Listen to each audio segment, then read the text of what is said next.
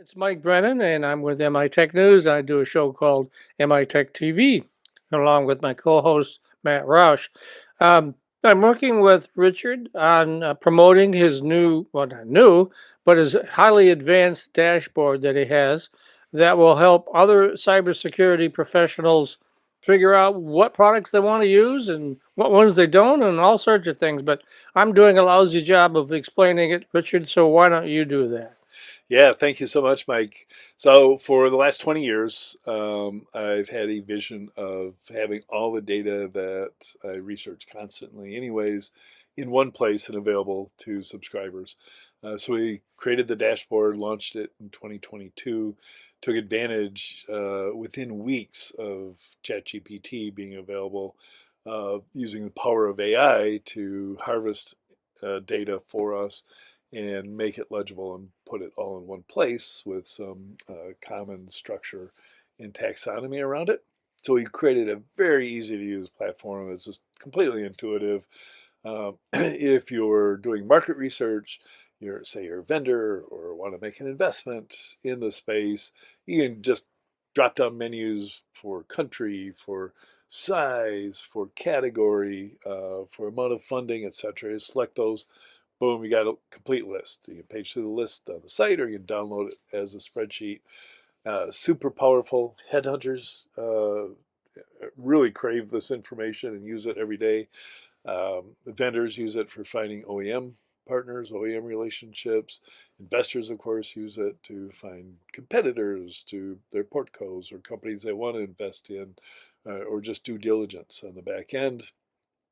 Or creating a lot of investors and investment banks are also in the business of competing with me for content that they post to LinkedIn, so they can create charts and data whenever there's a new investment or sale of a company. They can publish the headcount chart of that company, and it's when those occur. There's always two patterns. One, the headcount curve is straight and up and to the right, or it's up and down and flat now, and that's probably a fire sale that happened. Whereas the other ones are really, really good exits. So all these different use cases, and the most recent one, when you said new, and I think you were thinking about the new feature we've added, which is the security stack analysis. So you basically, if you're a subscriber, you can take your existing security stack, which the average of large enterprises is 72 security tools. You can punch them all in, create your own list, security stack, and then it's immediately analyzed. As soon as it's there, it's just automatically analyzed for alignment with MITRE or attack, so you can see where your defenses might be weak, and alignment with NIST, so you can see where your compliance and governance need some shoring up. And you can find the overlaps. You might have a dozen products that all do monitoring of, password attempts or something, and you can get rid of some of those possibly. So save a lot of money. Easily save the cost of a subscription.